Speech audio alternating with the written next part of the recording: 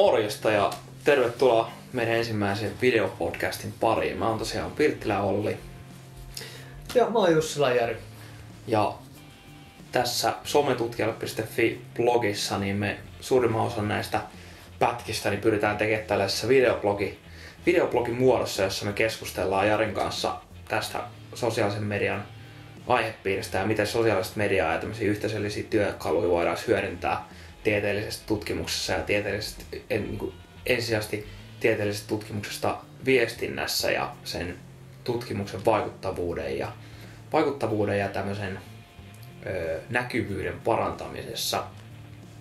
Nyt tässä ekassa podcastissa me voidaan lyhyesti vähän ehkä esitellä tätä blogin ideaa ja miksi me tällaista ollaan lähdetty tekemään ja mitä on odotettavissa ja miten voitte ottaa itse myös osaa tähän blogiin ja tähän sisällöntuotantoon, että mitä me tänne nyt sitten väsätään. Joo, tosiaan tänne nähtiin semmoinen tarve oikeastaan, mikä lähti meidän omasta tutkimuksesta ja eri tutkimusprojekteissa toimimisessa, että nähtiin, että meidän täytyy näkyvämmin olla sosiaalisessa mediassa ja kertoa ei paitsi tutkimuksen tuloksista, mutta myös siitä, että mitä oikeasti tehdään ja tavallaan niin kuin viestiä aktiivisemmin sekä yrityksien että muiden sidosryhmien suuntaan, että mitä me oikeastaan tehdään ja millä tavalla tämmöisestä tutkimuksesta, niin millä tavalla erilaiset ihmiset voisivat hyötyä. Ja havaittiin, että aika vähän loppupeleissä niin kuin tavallaan tämmöisiä tieteellisiä artikkeleita tai tutkimusraportteja luetaan sellaisenaan, vaan tarvitaan myös sellaista sisältöä, jossa näitä asioita olisi tuotu vähän kansantajuisemmin esille ja avattu. Ja oikeastaan niin kuin tavallaan sitten havaittiin, että videot on yksi hyvä tapa tuoda näitä asioita esille. Ja oikeastaan kun tätä on tehty, niin sitten meitä on pyydetty kertoa tästä muille tutkijoille niin omassa yliopistossa kuin muissa. Ja sitten mietittiin sitä, että kun tällaisia kysymyksiä tulee ja ihmisillä on tällaisia asioita mielessä, miten näitä asioita voitaisiin tehdä, niin sen sijaan, että me näitä käytäisiin niin kuin kahvipöytäkeskusteluissa tai käytävillä mietittäisiin näitä asioita yksittäisten tutkijoiden kanssa, niin tämmöinen blogi voisi olla oikeastaan hyvä tapa käydä tämmöistä laajempaa keskustelua ja lähteä yhdessä miettimään, että mitä nämä asiat voisi olla ja minkälaisia niin kuin tavallaan hyviä kokemuksia meillä on ollut ja mitä muut niistä voisi hyötyä. Joo, ja tällä sivustalla, niin sen lisäksi, että tässä on tämä blogi, tai tämmöinen videopodcast-blogi, niin täällä on myös semmoinen tietopankki-osio, johon me pyritään laittamaan sekä meidän omia ajatuksia, mitä meillä on muissa medioissa ollut, sekä sitten muiden aihepiirin vaikuttajien tai hyvien lähteiden matskuja ja artikkeleita siitä, että miten some voi hyödyntää. Ja jos teillä on jotain omia hyviä materiaaleja, mitä tiedätte ja ei löydy vielä listalta, niin olkaa ihmeessä yhteydessä meihin somessa. Esimerkiksi twiitatkaa meille hyviä linkkejä ja omia kokemuksia, niin saadaan nekin mukaan sitten tähän sivustolle. Ja meillä löytyy sometutkijalle.fi sivuston lisäksi, niin me ollaan läsnä Facebookissa. Meillä on Facebook tämmönen page, ja se on sometutkijalle.fi, nimellä löytyy Facebookista. Sitten on Twitter-tili, @sometutkijalle, se löytyy sieltä. Ja sitten on tietenkin tää YouTube-kanava, jonka kautta me julkaistaan näitä videoita.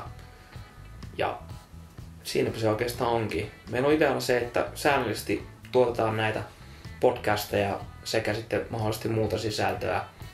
Voi olla jopa, että alennutaan tämmöisiin perinteisiin tekstiblogeihin, vaikka niin pääasiassa tämä videopodcasti-formaatti onkin, niin jos on jotain hyvää tekstisisältöä, mitä halutaan jakaa, niin voidaan sitä jakaa myös tämän blogin puitteissa. Ja me ajateltiin tehdä semmoinen idea, että kaikki seuraajat saa osallistua, eli meiltä voi kysyä kysymyksiä tai jakaa kokemuksia somessa, ja me sitten kussakin tässä videopodcastissa niin pyritään vastaamaan näihin teidän esittämiin kysymyksiin tai sitten kommentoimaan teidän kokemuksia ja tuomaan niitä isommallekin yleisölle esiin. Eli ajateltiin semmonen periaate tähän ottaa, eli aina voitte laittaa esimerkiksi Twitterissä, niin laittakaa viestiä, johon laitatte meidän tämän Twitter-tunnuksen, joka tulee tähän videoon kyllä esille myös tähän näin, että ei tarvitse ulkoa muistaa, mutta siis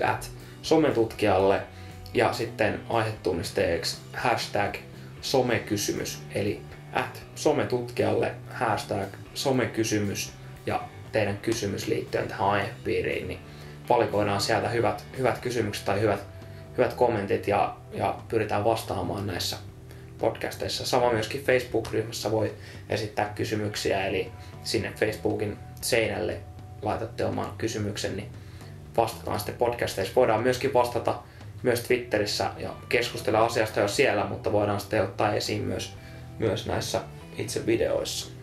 Joo, se on oikeastaan tarkoitus, että me ei oletetakaan, että meillä tulee kaikki fiksut ideat ja ajatukset näihin, vaan tavallaan on varmaan paljon muita polttavia kysymyksiä, mitä me ei olla ajateltu ja mitä on taas teillä tullut eri yhteyksiä esille, niin pyritään sitten, jos ei olla itse tehty, niin etsimään ja miettimään, että minkälaisia ratkaisuja näihin voisi löytää ja otetaan näitä sillai podcasteissa esille, että tavallaan yritetään tehdä tätä myös niin kuin käyttäjälähtöisesti eikä tavallaan tämmöisellä perinteisellä mallilla, että täältä kaikki syötetään etukäteen pureskelut asiat, vaan myös se, että mitä teillä tulee mieleen, niin lähdetään rakentamaan näiden pohjalle tätä yhteistä tarinaa. Kyllä. Ja tämä on myöskin semmoinen aihepiiri, että tässä ei ole yhtä ainoata absoluuttista totuutta. Eli se, mikä toimii esimerkiksi mun ja Jarin tutkimuksen niin viestinnässä, mikä toimii meidän tutkimusryhmän viestinnässä, se voi olla, että se ei ole yhtään relevanttia esimerkiksi just sun tutkimusryhmän viestimiselle. Eli tässä pyritään myös itsekin oppimaan siitä, että miten kenties joku muu on hyödyntänyt tai mikä on mielipide tai tällainen kokemus teillä, että me ei ole kaikki tietäviä, eli pyritään itsekin oppimaan ja laajentamaan tätä meidän osaamista tästä some-aihepiiristä myös tämän kautta. Ja tosi mukava kuulla myös palautetta näihin videopodcasteihin, että miten olette kokenut tai tosiaan niin kuin Olli sanoi, että jos vaikka ei ole toiminut jossain teidän yhteydessä, niin nekin on mielenkiintoisia kokemuksia kuulla ja varsinkin jos havaitaan tämmöisiä, että niin kuin miksi vaikka joku juttu ei toimi niin kuin me näissä ollaan tuotu esille tai ajateltu, että näin se varmaan toimii, mutta ei sitten jostain syystä niin kuin jossain toisessa yhteydessä toimikaan, niin mun mielestä tämä on myös sitä hyvien ja huonojen kokemuksien jakaminen on osa tätä oppimista ja sitä kautta niin kuin tavallaan mielenkiintoista sisältöä, mitä halutaan nostaa esille.